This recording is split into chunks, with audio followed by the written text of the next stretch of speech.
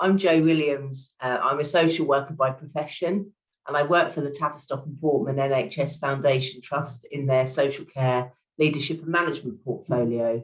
And social work, supervision and leadership are two areas of practice I'm particularly interested in, and also in developing ideas and thinking around what really good anti-racist supervision and leadership looks like. Another part of my identity is that I'm a white auntie of 3 brown children, and that's a really important driver for me in terms of dismantling racism in our society, more widely than just the social work profession.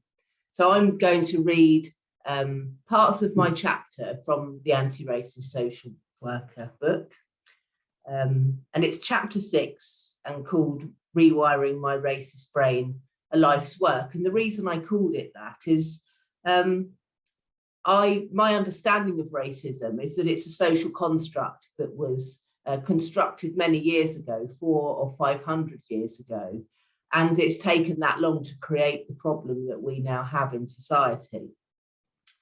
And probably we're only 50 years into dismantling that and trying to make changes. So certainly I think we possibly have another 400 years ahead of us if we're going to make meaningful change. And I'm just saying that as a contextualizing statement, really, that I think it's certainly not going to change completely within my lifetime, but so that's why I've called it A Life's Work. And I will say a little bit more about my thoughts on rewiring my racist brain whilst I read chapter.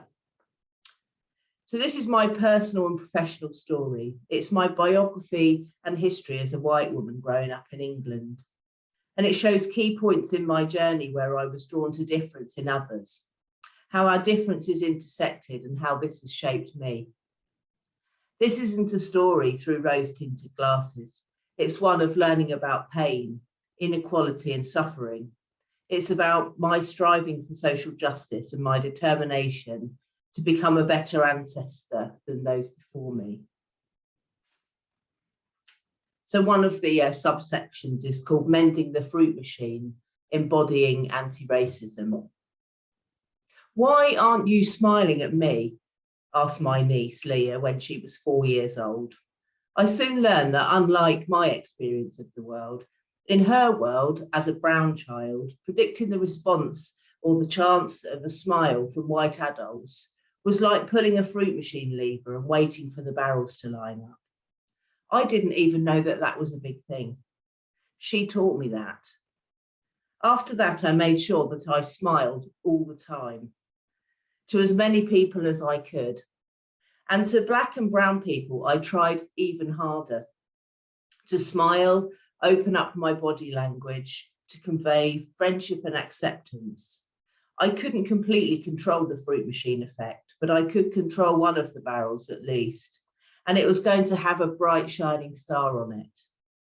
Mosby Tyler talks about this in her TED talk about anti-racist allyship. She suggests that the first action you have to take has to be in your body. You must embody it. So the next subsection I'm going to read from is I've called Developing the Internal Working Model of a Superhero. My Black and brown family, friends, neighbours and colleagues are superheroes. Surviving racism is in their DNA like kryptonite. Thinking about combating and surviving racism all the time must be tiring, hard and exasperating. I imagine that being born into the ancestral and intergenerational trauma of racism and its history might mean becoming hardwired to navigate it constantly. Within your own internal working model, as humans, we're hardwired to survive. And for people of colour, when racism is added into the mix, this must take extra effort, strength and courage. Surviving in this way isn't in my internal working model. Owing to my white privilege, it isn't in my DNA, and I'm not hardwired to think about surviving racism on a daily basis. So in becoming anti-racist, I have to persistently rewire my white brain. This feels uncomfortable and awkward. Change is hard. Thinking about racism all the time is tiring, and seeing the world through a different lens can sometimes shatter my confidence in my relational ability and make me feel vulnerable. It would be easier to stop and just be comfortable. As a white woman, I have the privilege to have that choice. Strength and persevering quests for empathy are needed to become an anti-racist ally, as is a sharing of power, privilege, risk and vulnerability, according to Gurnham Singh in 2020. So I'm just going to finish by reading the pledge that I made as part of the campaign. Becoming an anti-racist social worker is both a personal and professional mission for me. Learning that I have no internal working model to feel and think about racism has led me to realise that I must take responsibility for correcting this. I pledge to practice this every day through active self-reflection, critical self-evaluation and attention to the impact of my own power, privilege and contribution to institutional racism. Essentially, I pledge to continue to rewire my racist brain.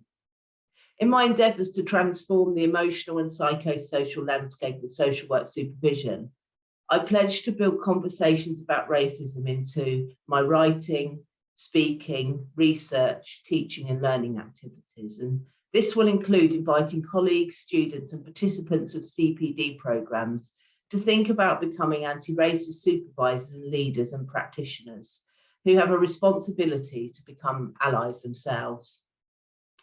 And finally, and of personal importance, as a white auntie of brown children, I pledge to continue to find ways to challenge racism, raise awareness and invite allyship within our family, our community and society, whether this is shouting loudly or doing things when nobody else is there to see it.